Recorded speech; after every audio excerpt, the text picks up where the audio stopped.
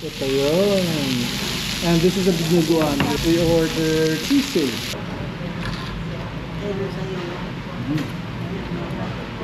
Wala So, ding ganito itlog. talaga yung original na Sisig. wala sa itlog. Sibuyas lang. Tsaka atay ng manok. Yun. Enjoy, guys. Sarap.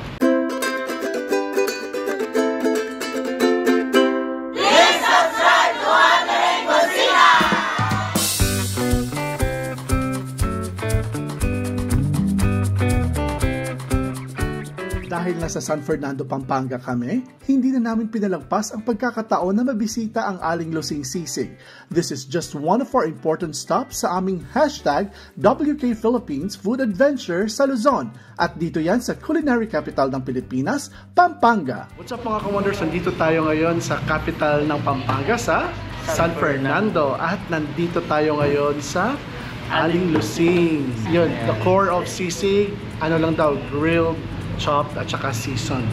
Walang halong drama. Wow! Then, the sisig cream. Yes. They started 1974 pa. Andito. They started 1974.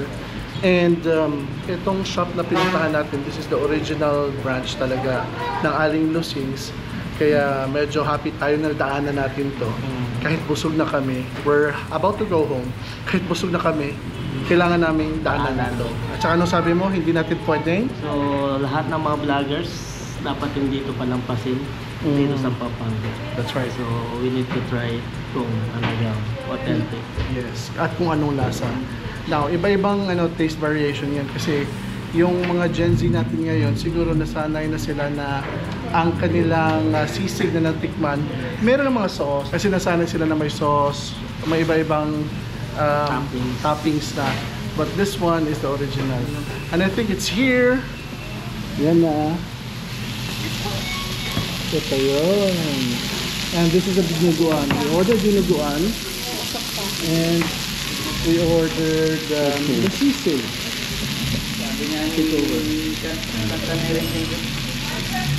So, ngayon, ito try natin ito. Yung original sisig ng Pampanga. Ito yung dinuguan. Yung dinuguan nila medyo dry ang dating. So, it's not your usual dinuguan na nasanay tayo na sobrang daming dugo. So, titikman na din natin yan. Lagyan natin ng kalamansi.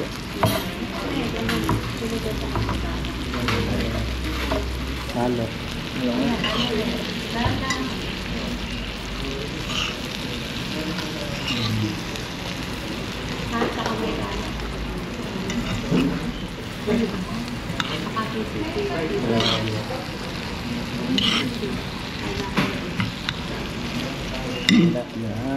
Kutsara. Kutsara. So, tikman natin ito.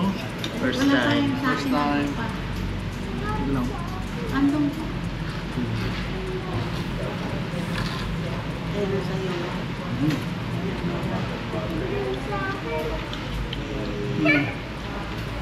Honestly mas na-appreciate ko ang ganitong sisig na malinis. Walang masyadong arte. Walang masyadong arte kasi nakakaumay din yung may mayonnaise, yung mga nilalagay na Tingnan mo, wala rin siyang itlog.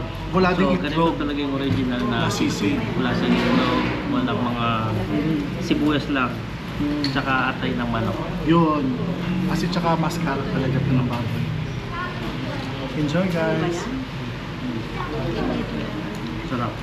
Next, tikman naman natin ang itong dinuguan. Pork dinuguan. Yes, pork dinuguan. More of meat ang pork dinuguan nila. And it has, I think it has less dugo. Yan. Tingnan natin.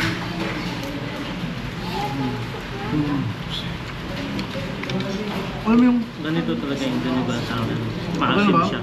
Parang lechon paksiw. Parang siyang lechon paksiw tapos ginawang sinago na may halong dugo.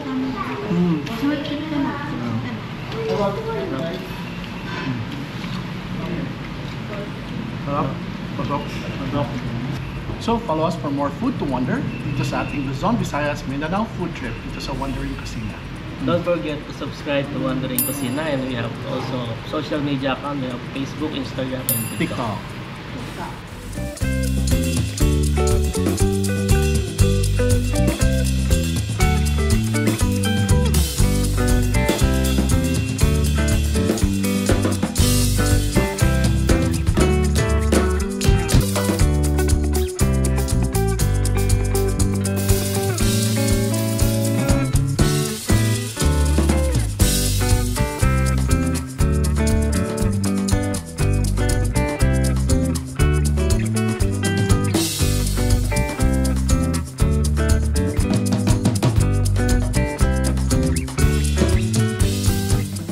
So busog-busog tayo sa sisig sa Aling Lucy.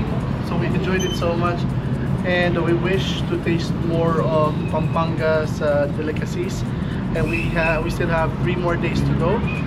3 more days to go, Friday, Saturday, Sunday. Yeah, we have 3 more days to go from tomorrow hanggang Sunday para ma-enjoy pa kung ano man ang ma-enjoy natin dito sa Pampanga na mga pagkain.